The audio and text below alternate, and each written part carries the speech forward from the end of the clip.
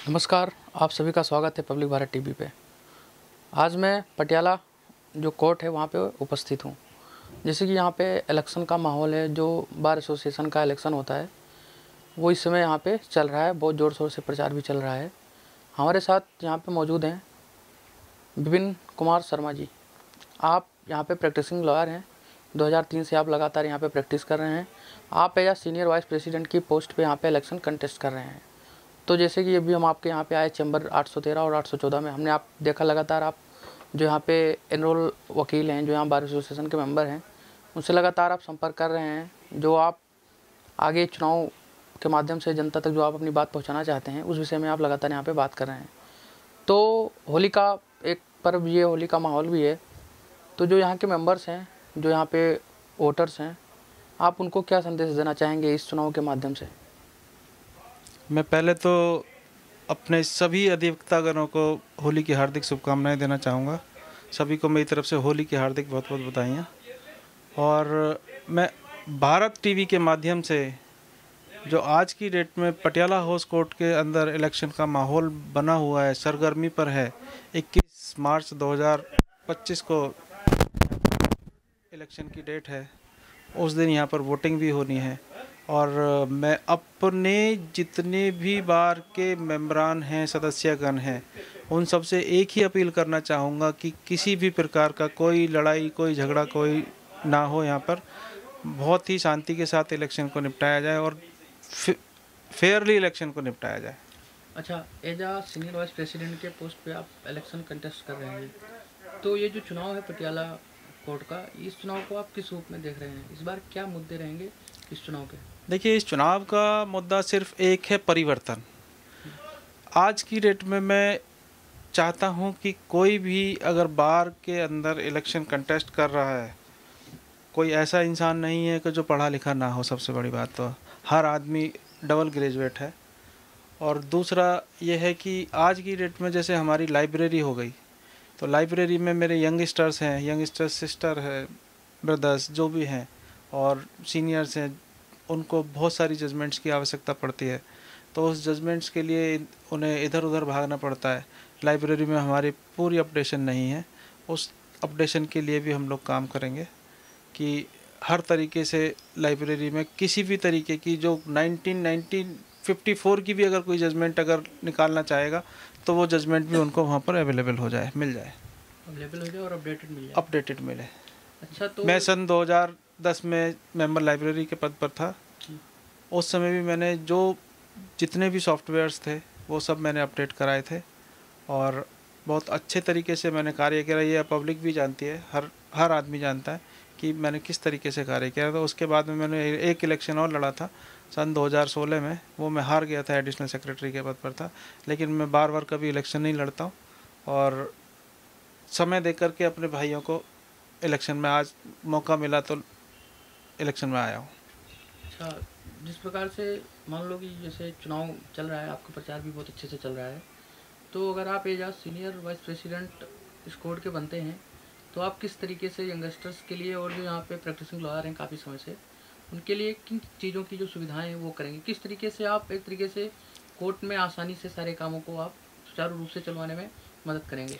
देखिए, आज के समय में यंगस्टर्स हमारे इस प्रोफेशन में बहुत आ गए हैं और यहाँ पर जो चैम्बर्स की स्ट्रेंथ है वो सिर्फ 1000 के आसपास है और जो वोटर्स की, जो मेंबर्स की स्ट्रेंथ है मोर देन 5000 है। लेकिन जो वोट कास्ट करने जा रहे हैं उनकी स्ट्रेंथ 2100 समथिंग रहेगी। ऐसा नहीं है कि जो वोट कास्ट कर रहे हैं सिर्फ वही यहाँ पर प्रैक्टिस करते हैं। प्रैक्टिस वो भी करते हैं जिनकी यहाँ पर मेंबरशिप है और हाई कोर्ट से भी आकर के प्रैक्टिस करते हैं, सुप्रीम कोर्ट से भी आकर के प्रैक्टिस करते हैं। यहाँ वाले भी सुप्रीम कोर्ट और हाई कोर्ट जा करके और अदर कोर्ट्स में भी जा करके प्रैक्टिस करते हैं। इवन मैं भी कहीं भी जाता हूँ तो मैं भी प्रैक्टिस बाहर भी जाके कर सकता हूँ।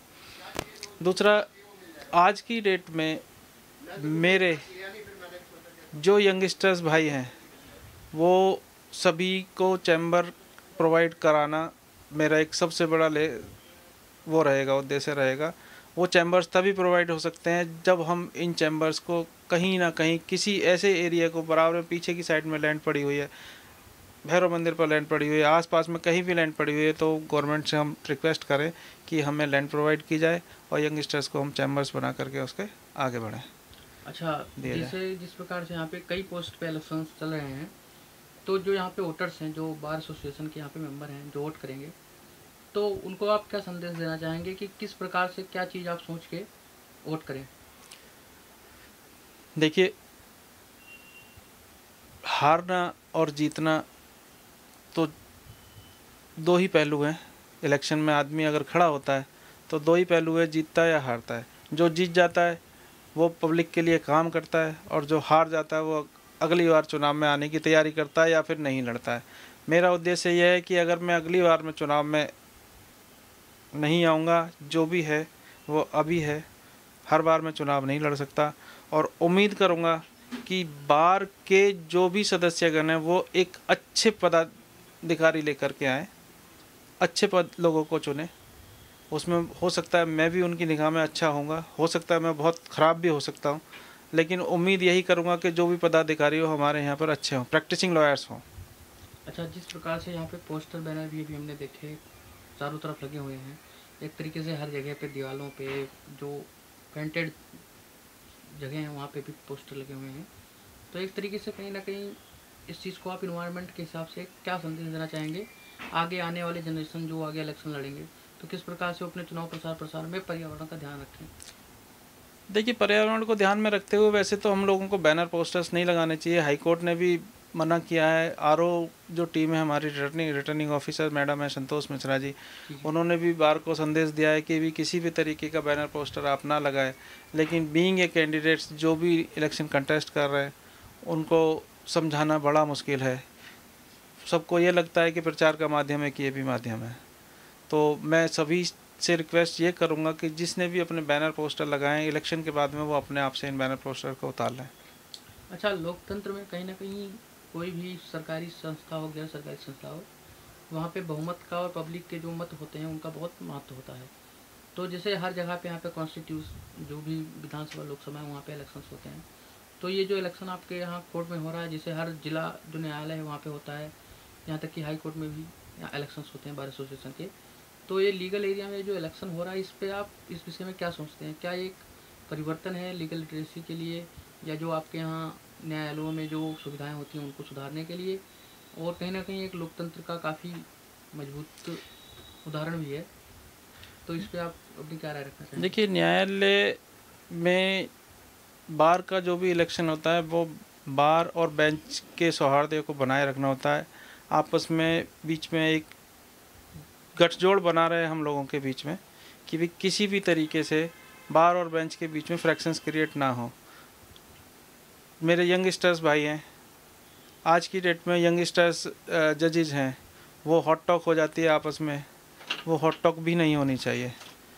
आप अच्छे से प्रैक्टिस कर रहे हैं, आप उस प्रैक्टिस को अच्छे से ध्यान दीजिए, क्योंकि आप अपने पॉइंट्स पर अगर कमांड रखते हैं तो मैं नहीं समझता कि कोई भी जज, कोई भी जुडिशियल ऑफिसर आपको रिलीफ देने से इनकार करेगा। अच्छा, जो फर्स्ट जनरेशन लॉयर्स होते हैं जो भी लॉ की तैयारी कर रहे हैं या कहीं ना कहीं पे इंटर्नशिप वगैरह कर रहे हैं, या जिन्होंने ऐसा सोचा है कि हम पटियाला कोर्ट में आके प्रैक्टिस करेंगे एज आ प्रैक्टिशनर लॉयर, तो उनको आप क्या मैसेज देना चाहेंगे कि किस तरीके से वो अपने आप को कैसा भाव लेके यहाँ पे आए न्याय सेवा में? देखिए, फर्स्ट जनरेशन लॉयर जो यंगस्टर्स अभी आए हैं, या मैं भी फर्स्ट जनरेशन लॉयर रहा हूँ, प्रैक्टिस में आने के बाद में अप एंड डाउन्स बहुत आते हैं, और उस अप एंड डाउन्स में अपने आप को किसी भी तरीके से अपने आप को ये ना समझें कि भाई मैं किस गलत प्रोफेशन में आ गया हूँ। हमारा प्रोफेशन बहुत अच्छा प्रोफेशन है। अप एंड डाउन्स हर किसी की लाइफ में होता है, चाहे आप लिटिगेशन में हैं, चाहे जॉब में हैं, चाहे किसी भी तरीके के फील्ड में हैं। और निराश ना हो, यहीं से आप बहुत अच्छे एडवोकेट्स बन कर के निकलेंगे, यहीं से बहुत अच्छे आप लोगों के सम्मान मिलेगा। और भारतवर्ष में अगर किसी ने काम किया है तो एक लीगल फ्रेटर्निटी है जिसने समाज के लिए काम करके दिया है। जिसे हम 1947 से ही देख रहे हैं, जैसे भारतीय संविधान का जो निर्माण हुआ उसके जो निर्माता थे अधिकतर उसमें से लॉयर्स ही थे। जैसे एक तरीके से कुछ लोगों ने क्रिटिसिज्म भी किया कि Indian constitution is the paradise of lawyers, शायद इस तरीके से बोला। Yes, absolutely right. हाँ, तो किस तरीके से आप जो यहाँ पे लीगल अवेयरनेस है, इस पे आप क्या यूथ को संदेश देना चाहेंगे? लीगल अवेयरनेस के लिए हम यूथ को संदेश ये देना चाहेंगे कि आज की डेट में बहुत सारे ऐसी चीज़ें हैं, सेमिनार्स हैं। हम सेमिनार्स के जरिए से लीगल फ्रेटर्निटी को संदेश देना चाहेंगे कि भी हम किस फील्ड में काम कर रहे हैं, किस में नहीं कर रहे हैं। हमारे बार में भी जुडिशरी का एग्ज़ाम की तैयारी करते हैं लोग, हम उसके लिए भी सेमिनार्स लगाते हैं, उसमें भी बच्चे तैयारी कर सकते हैं। प्लस हमें एक अलग से ऐसा इंस्टीट्यूशन खोलना चाहिए जुडिशरी की प्रिपरेशन के लिए, जिससे कि यंगस्टर्स आकर के उसमें free of cost education provide वो ले सकें। जी, जैसा कि हमारे साथ विपिन कुमार शर्मा जी जुड़े, इन्होंने अपने मुद्दों को बताया किस तरीके से यहाँ पे इलेक्शन में हमारे मुद्दे रहेंगे, किस तरीके से यंगस्टर्स को यहाँ पे सारी चीज़ों को ध्यान में रखते हुए प्रैक्टिस करने के लिए आना चाहिए और निराश नहीं होना चाहिए। और एक चीज़ उन्होंने काफ़ी अच्छी बताई कि यंगस्टर्स यहाँ पे आएँ तो अपना जो विषय है, जैसे कि आप लीगल प्रोफेशन में आ रहे हैं तो आपको लीगल नॉलेज एक तरीके से लगभग बढ़िया से होनी चाहिए, अप एंड डाउन्स होते रहेंगे। इसी के साथ मैं आप सबसे इजाज़त चाहूँगा। मैं गौरव द्विवेदी, कैमरा पर्सन मोहित द्विवेदी के साथ। जय हिंद, जय भारत। धन्यवाद। बढ़िया इंटरव्यू।